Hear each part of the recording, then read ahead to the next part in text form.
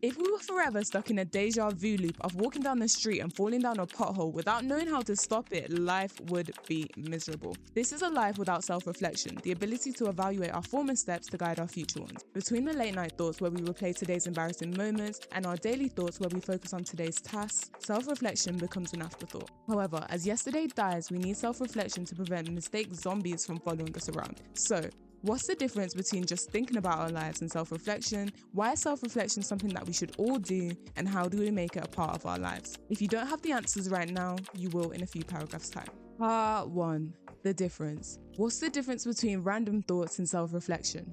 We all have random reflective thoughts throughout the day. They can happen in the shower, late at night, on the toilet, at uni, and they usually come out of nowhere unprovoked. It's like having a little TV sat between our brains and our foreheads to watch when we finally put the real little TV, our phones, down. You replay the exact moment where you saw someone picking their nose and you pretended that you didn't see them. Then you switch to an episode of You Been Framed as it shows a clip of you tripping on the uneven British pavement this morning. And then you see a delivery advert which reminds you of the time where you ate oxygen for dinner because you spent your weekly shop money on eating out with friends. Sometimes we even lose control of the remote and it starts flicking to random channels, and this is where intrusive thoughts come in. Why we have these random spots of reflection, only Google knows, but I can say that it's a lot different to actual self-reflection.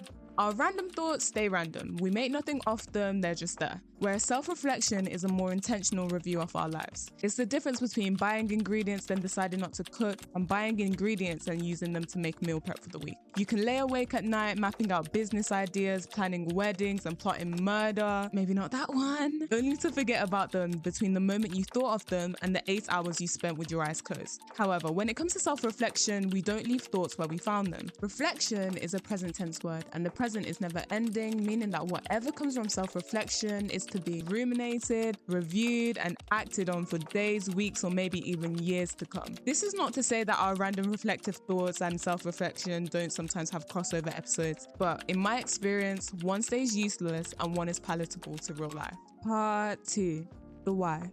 Why should self-reflection be a constant in our lives? Our prefrontal cortex is responsible for regulating our behavior, and this includes adjusting our actions based on previous experiences. As we age, we naturally add more information to this system through life experiences, which makes it more complex and therefore makes us more discerning. We learn that it's rude to stare and eat with our mouths open, and also not to look at a man with no belt around his jeans getting out of a car because we're in for a cracking surprise. Now, adding self-reflection into our lives is like giving this biological system 100 kg of Haribos and 5 shots of rum. It's a manual booster to the way that our brains naturally make decisions, in the same way that normal cars are modified in the Fast and Furious films so that they can reach skin-crinkling speeds. When the two work hand in hand, we build an impeccable IQ in making the best moves on life's chessboard. The more you reflect, the better you get. This isn't scientifically proven, but it's proven by me, so trust me in it. Anyway, self-reflection allows you to be honest with yourself and take control of your life. It's easy to lie to yourself when your thoughts never see the outside world, but recording your thoughts so that they can be used for self-reflection, for example by writing, makes it hard to fool yourself. It's like your hands have access to the heart in a way that the mind doesn't.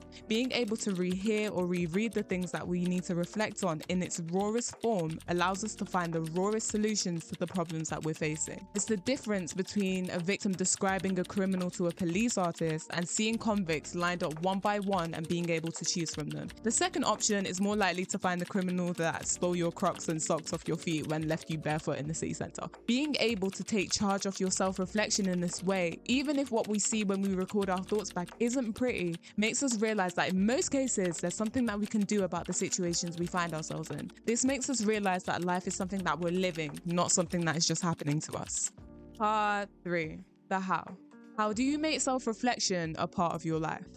Earlier I mentioned that the hand has access to the heart in a way that the mind doesn't, so it shouldn't be shocking for me to suggest that the key to self-reflection is having a diary, or at least some way to record your deepest, darkest thoughts, feelings, dreams, nightmares, and everything in and around them. Whilst our yesterdays die, keeping an archive of our past thoughts is a key way to measure the difference between where we were and where we are now. It may not even be for self-improvement, but simply a cool way of having something to reflect on after a couple of years. If the wind snapped your umbrella in two and you're still mad about it, write it it down. If your KFC fries were cold but you didn't go back to swap them out, write it down. And if you didn't want to share your gum with anyone else today and you did it anyway and you're still mad about it, write it down. Making a note of all the things that happen to you, no matter how irrational, is key to self-reflection because it allows you to look back on them, read between the lines and see the root cause of your behaviors. And whilst every thought won't be used in self-reflection, you might as well convert all your life's frustrations into ink on a page. You can record voice memos in the car or on walks, or you can choose a quiet time of the day to write in your notes app or your diary. As long as it's able to be understood in the future, it does not matter. Also, have a designated place for these recordings or writings. Otherwise, they're just as important as the numbers that your mom writes down on scrap pieces of paper when she's on the phone before she leaves them around the house in random places. If you record voice memos, label them. If it's written in your notes app, make a folder for it. And if it's in a diary, try your best not to make it multi-purpose, even though it's hard not to do so.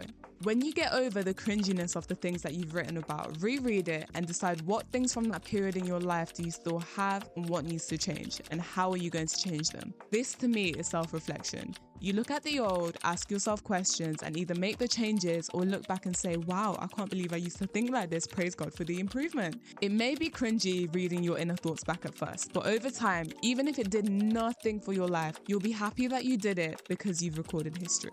To conclude, I'll admit that this whole post was like blatant propaganda for anyone who comes across this post to get a diary, but I digress. A life without self-reflection is comparable to reusing the same dishes for every single meal except you never wash them, which is insane. However, renewing our minds daily leads to transformation in our lives. Through making self-reflection a part of our lives, we actively repel the feeling of stagnation, and we get to appreciate the beauty and the difference between where we were and where we are now. It doesn't even matter how you do it, but word by word, reflect on the old and make room for the new. Anyways, what does your self-reflection look like and how would you up-level it? I'd love to know. And until next time, Alicia Theodore.